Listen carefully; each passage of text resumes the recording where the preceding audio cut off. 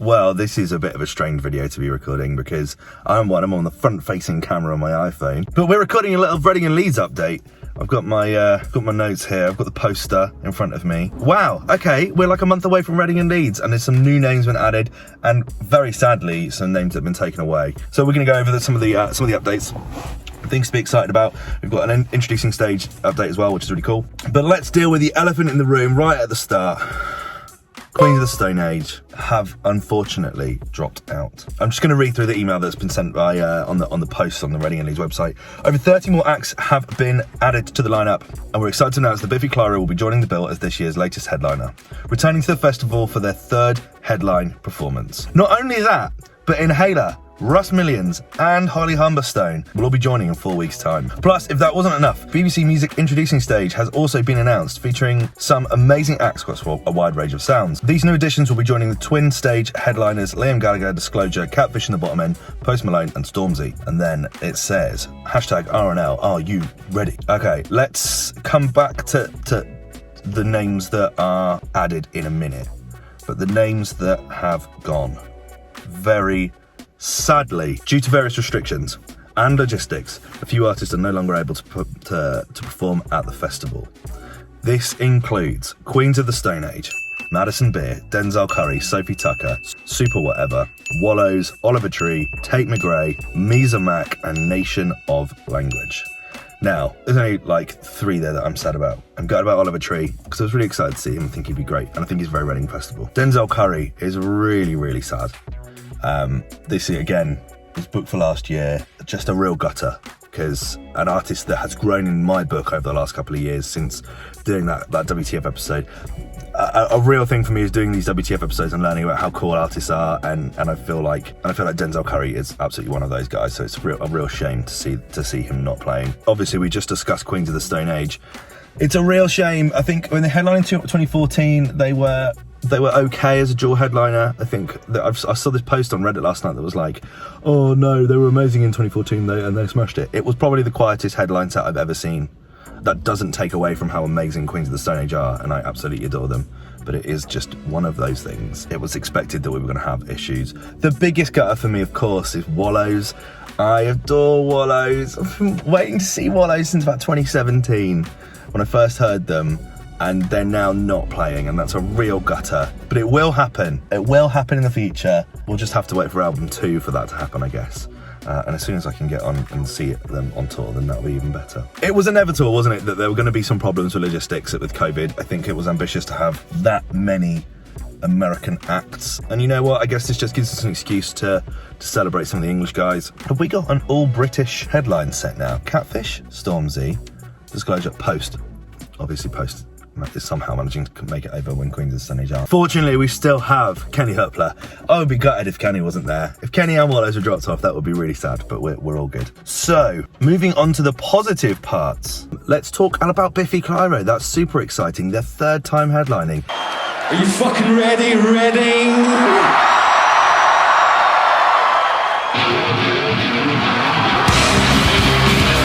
Like, I always think you make it as an artist once you get to headline status of something like Reading and Leeds. I think that's, for a lot of people, you are the biggest act that you will ever get. That's like a pinnacle of their career. Doing it a 2nd time really puts you in a very special camp of people. Doing it a 3rd time, that puts you in legendary status. I remember seeing Biffy Clyro. Biffy Clyro played my first ever Reading and Leeds in 2008. I think they played every other one before that as well. They played nearly every stage. I remember it was just after they released Saturday's Superhouse. So they've been playing Reading and Leeds for years and years and years and years. They played on the main stage like 2nd on. They were right at the bottom. They've worked their way up, played every stage that they can, and now, and I remember when they announced they were headlining in 2013, I think it was 2013. I was like, no, that is not a headline act. And I changed my mind big time. They came out, 3 of those lads put on an incredible show of hit after hit after hit, and most people don't realise that they know hit after hit after hit by Biffy Clyro.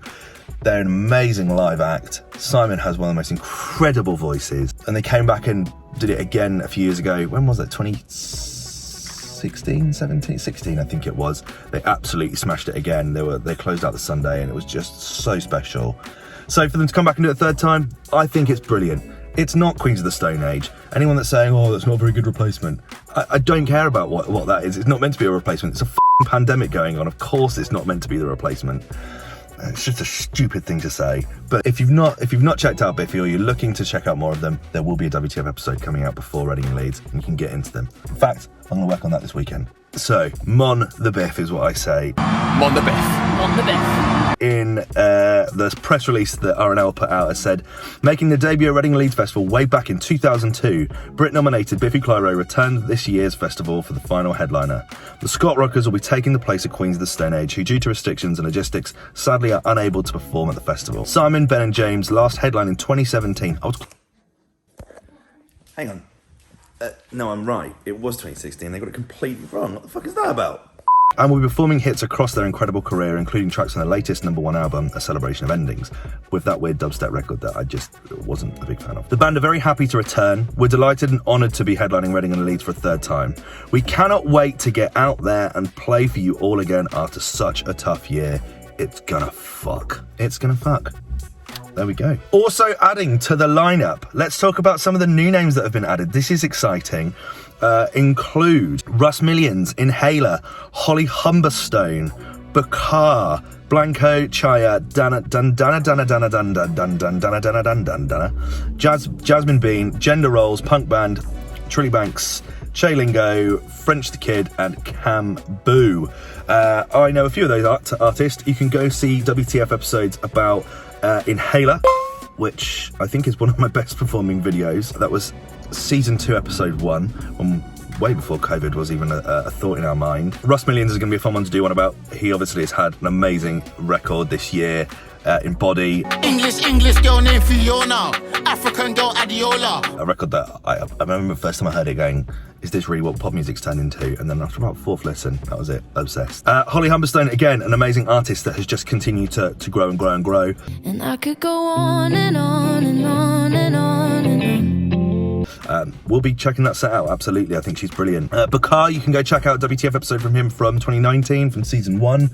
Just a brilliant artist. A brilliant artist. I love him to bits. And the only other one I know on there is Gender Rolls, who my buddy Lewis told me about like 6 years ago. I was like, you should check out Gender Rolls, you'd really like them. So probably WTF episodes on the way for all of those, if I can get around to actually making them. I'm currently working on the Shy FX video, and it's like the scariest WTF episode I've ever made, so apologies if there's a delay in all of those. We also have the BBC Introducing Stage, which will be showcasing the best of up-and-coming talent from across the UK at Reading and Leeds Festival, with artists such as Radio 1 Live Lounge Introducing winner Bonnie Kemplay, Berwin, who made the Sound of 2021 list, and Rap Gains Lady Ice and Graft, as well as Josie Mann, Finn Askew, Yard Act, Medward, and Masterpiece. Now, Masterpiece is a guy that's been showing up in my new music playlist on Fridays for the last year. The grass ain't greener on the other side. You got my heart going overdrive. And actually has a kind of similar vibe to Bakar for me, like this kind of indie punk hip hop kind of feel, elements of grime and drill, but just really fun and kind of way more like The Clash than anything else. So I think if you're a fan of that kind of British punk sound, if you like Idols, if you like Shame, maybe a little bit more stripped back, not quite as aggressive as that, but certainly one for you if you enjoy that kind of sound. And I think I'm going to be doing a WTF episode about Masterpiece because I really like him. It says, the final email goes on to say, more information will be released in the next few weeks, which will include artists appearing on the alternative stage and various food and drinks offers. Great. The only other thing I'm going to say is that thumbnail, that post, what the fuck is this? What the fuck is that? I spend a lot of time remaking these thumbnails. I understand the rules of how they make that, but cutting off the arms on both sides, just lazy. As lazy graphic design Reading and Leeds, you can do better than that. So I think that this is a really exciting update. I think it's a bit of a shit sandwich in that there's some pretty big names that are missing. I'm not gonna lie, I'm gutted that Wallows aren't playing. That's a real gutter for me.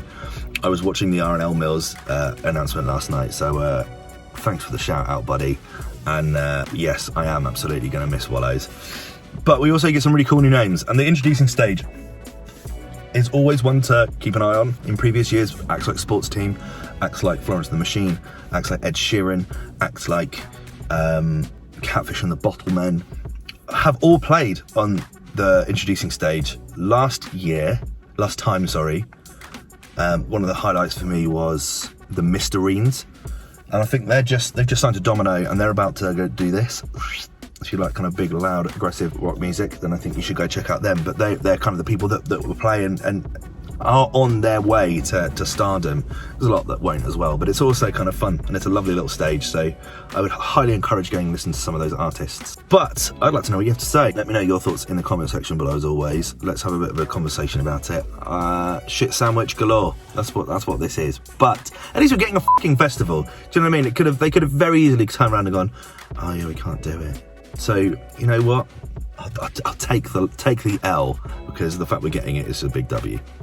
Let me know your thoughts in the comment section below, as always, and I will see you in 4 weeks, motherfucker. Oh God. Little last update. There are now 149 acts announced across the weekend, which I have to say is dramatically less than what I'm used to. 210 is what I would say the average is. 210. Sometimes it's a little under that, sometimes it's a little over that. But certainly 149 is the smallest ever announced in a lineup for R&L, and that actually includes introducing stage acts, which I don't usually include in that number. So, much smaller festival this year, same ticket cost. Interesting that Festival Republic, not sure. I don't know. I'm just glad we've got it at the end of the day. But yeah, that's where we're at. Typical. I hope it's not this kind of weather in 4 weeks though, because it is shite.